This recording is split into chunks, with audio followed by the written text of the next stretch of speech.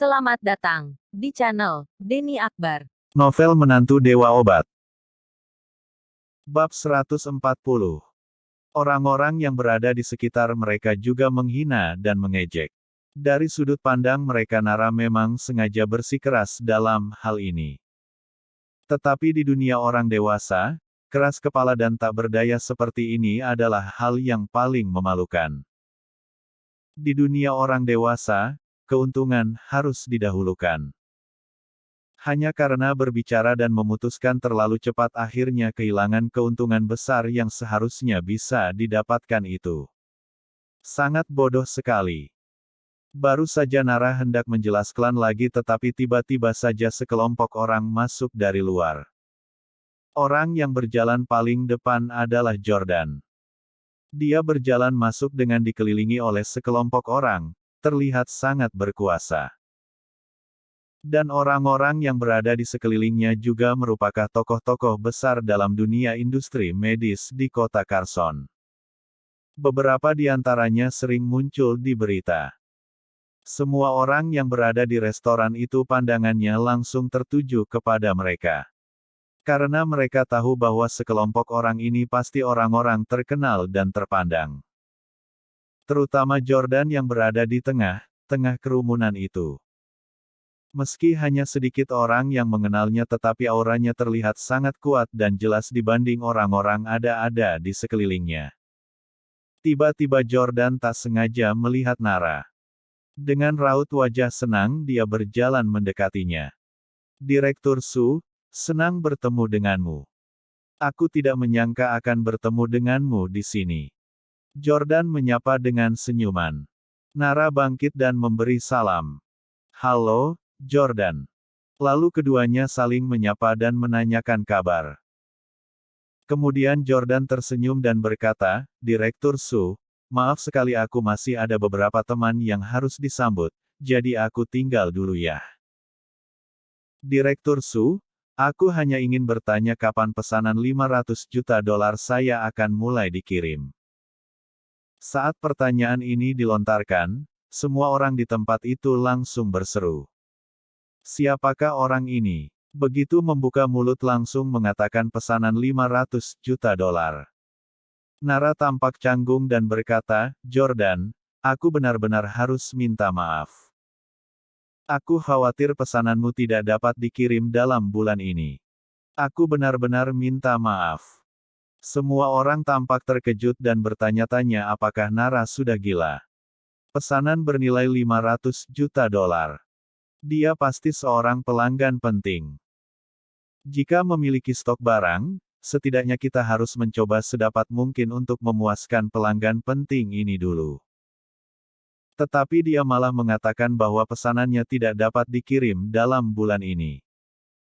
Bukankah dia ini telah menyinggung seorang pelanggan penting? Tetapi ternyata Jordan tidak marah sama sekali, dia malah tersenyum dan berkata, bisa dimengerti. Bisa dimengerti. Farmasi Su telah menerima pesanan dengan total nilai $3 miliar. Kurasa sepanjang tahun ini akan sangat sibuk sekali. Tetapi, Direktur Su, secara pribadi aku ingin meminta bantuanmu. Jika ada stok barang, bolehkah kau mengirimkan dulu 30%-nya kepadaku? Bagaimana menurutmu? Nara segera tersenyum dan berkata, Pak Jordan, tenang saja. Asalkan ada stok, aku pasti akan mengirimkannya kepadamu lebih dulu. Jordan tampak sangat gembira. Kalau begitu sebelumnya aku ucapkan terima kasih kepada Direktur Su. Direktur Su, kalau begitu aku tinggal dulu ya, silahkan lanjutkan kesibukanmu. Jordan membuat kepalan hormat dengan tangannya kemudian membalikkan badannya dan mengajak orang-orang yang bersamanya tadi menuju lantai atas. Orang-orang yang berada di dalam restoran tampak tercengang semua. Pantas saja Nara tadi mengatakan bahwa perusahaannya sangat sibuk. Dia tidak sedang bersikap keras kepala, tetapi ini adalah kenyataannya. Pesanan senilai $3 miliar tidak mungkin selesai dalam waktu 1 tahun. Bagaimana mungkin ada waktu untuk menandatangani pesanan lainnya? Dan tiba-tiba saja di saat yang sama seorang gadis yang mengenakan pakaian bermerek mencibir. Cari di mana aktor yang begitu tidak profesional seperti ini. Sengaja mencari seseorang untuk berakting demi menyombongkan diri. Apa tidak malu? Semua orang yang berada di sekitarnya menoleh dan melihat gadis itu. Pria yang duduk di seberangnya tidak tahan lalu langsung memarahinya. Tutup mulutmu. Apakah kau tahu siapa orang itu barusan? Itu Jordan.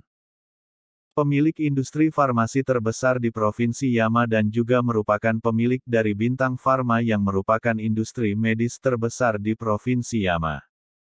Bahkan SIM Group pun tidak layak disebut di depannya. Beraninya kau bilang dia hanya seorang aktor. Mendengar itu semua orang tampak terkejut. Meskipun kebanyakan orang tidak mengenal Jordan. Tetapi nama dia sudah terkenal di mana-mana.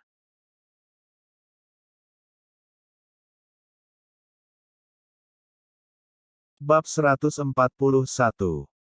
Gadis yang dimarahi itu merasa tidak puas dan bertanya kembali. Dari mana kau tahu kalau dia adalah Jordan? Memangnya kau pernah bertemu dengan Jordan? Bagaimana jika dia adalah Jordan yang palsu? Pria itu berkata dengan marah, tentu saja aku pernah bertemu dengannya.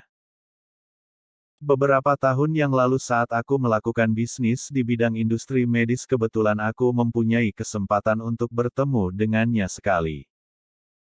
Selain itu, orang-orang yang bisa naik ke lantai atas untuk makan setidaknya telah memiliki kartu member platinum. Atas dasar apa kau mengatakan bahwa dia itu palsu? Beberapa orang yang bersamanya tadi, semuanya adalah orang terkenal dan terpandang dalam industri medis di kota Carson. Misalkan Jordan ini adalah Jordan palsu lalu apakah orang-orang yang bersamanya tadi bisa palsu? Orang-orang di dalam restoran pun mengangguk-angguk karena kebanyakan dari mereka tidak mengenal Jordan. Tetapi setidaknya mereka masih dapat mengenali orang-orang terkenal dan terpandang di kota Carson. Orang-orang terpandang itu begitu menghormati Jordan. Apakah mungkin dia adalah Jordan yang palsu? Mendengarkan ucapan mereka itu membuat raut wajah Apple menjadi sangat jelek.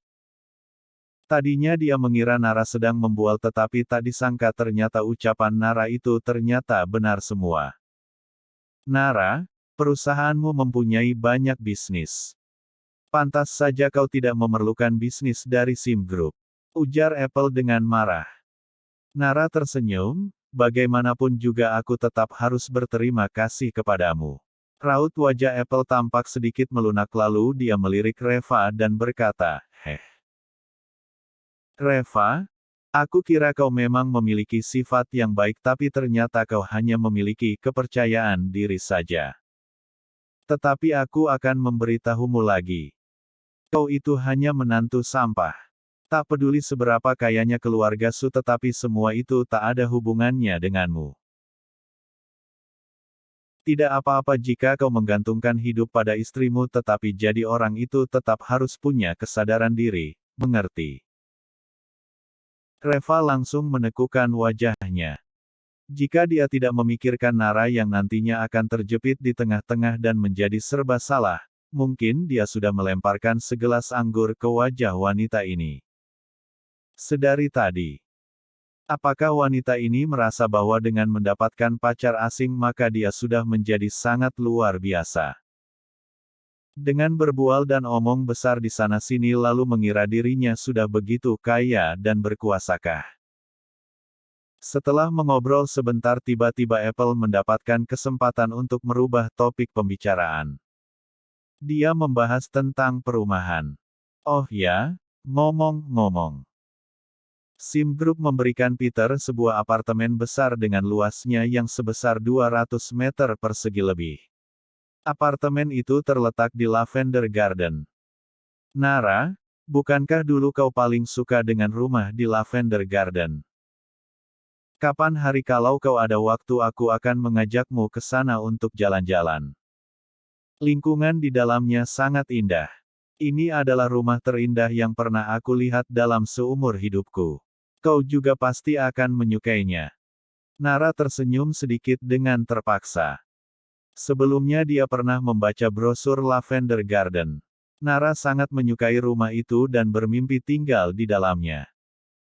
Meskipun dia sekarang ada direktur farmasi Su, tetapi kekayaan bersihnya hanya ratusan juta dolar.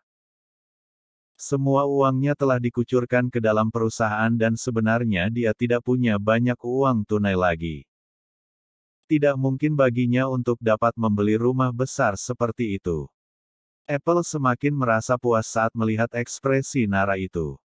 Dia melirik Reva sekilas dan mencibir, "Oh ya.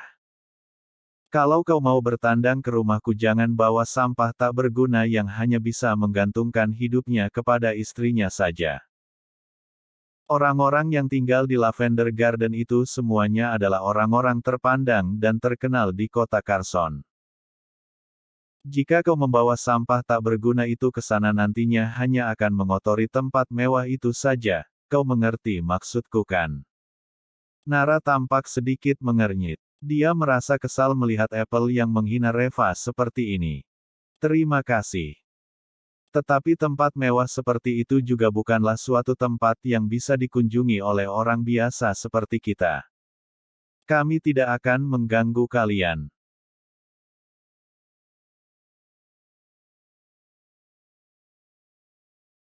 Bab 142.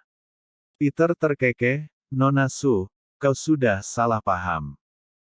Yang kami maksud adalah kami tidak menerima orang yang sembrono dan barbar.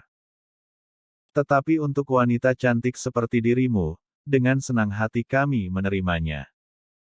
Ngomong-ngomong, akhir minggu ini aku akan mengadakan sebuah pesta di rumah. Nantinya aku akan mengundang beberapa teman dari negaraku dan semuanya adalah pria-pria gentleman yang sangat sopan ditambah juga dengan beberapa orang-orang terpandang di kota ini. Nona Su bisa datang ke pesta yang kita adakan, nantinya aku akan memperkenalkan beberapa orang terpandang kepadamu yang pastinya juga akan membantu karirmu." Apple segera mengangguk, "Iya, Nara, nantinya kau harus datang ya." Di negaranya Peter mengenal banyak laki-laki kaya. Ada banyak keturunan Jepang yang semuanya benar-benar kaya dan tampan. Kau pasti merupakan tipe wanita yang mereka sukai.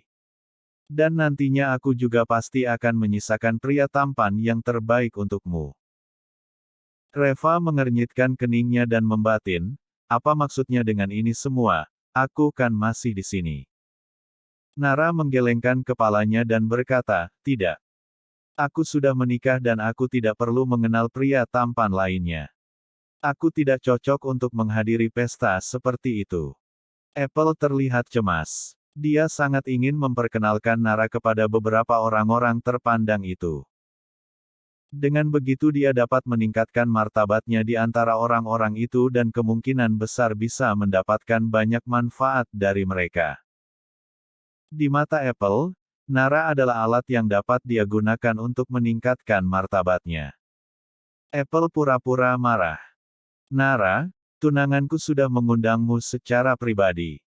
Apakah kau merasa enak untuk menolaknya?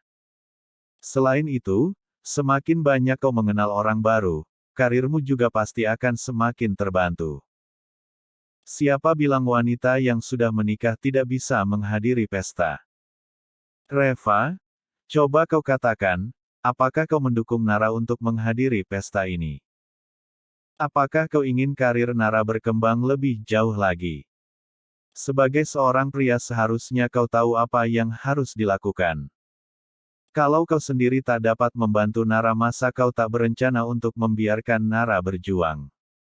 Apakah kau tidak ingin melihat Nara sukses?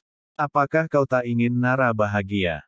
Reva terdiam. Apple ini benar-benar wanita yang menjengkelkan dan tidak tahu malu. Dia ingin memperkenalkan istriku kepada pria lain tetapi malah sengaja bertanya kepadaku apakah aku mendukungnya. Batin Reva.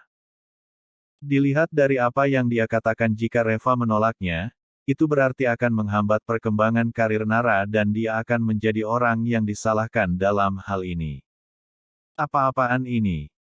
Tepat ketika Reva hendak membantahnya tiba-tiba beberapa orang masuk dari luar. Yang pertama masuk adalah Tiger. Dia baru saja hendak naik ke atas tetapi kebetulan dia melihat Reva ada di sini dan matanya tampak menyala-nyala. Tuan Li, kau juga ada di sini. Ini pasti Nyonya Li. Halo, Nyonya Li, apa kabar? Tiger bergegas dan membungkuk hormat di samping Reva. Apple melirik Tiger dengan jijik. Menurutnya orang yang dapat mengenal Reva pasti bukan orang terpandang atau orang terkenal dan sejenisnya. Terlebih lagi, orang ini begitu menghormati Reva. Bisa dipastikan Tiger ini pastilah orang biasa yang tak punya status apa-apa. Nara tampak terkejut, siapa ini? Tiger tersenyum dan berkata, "Oh, nama aku Tiger.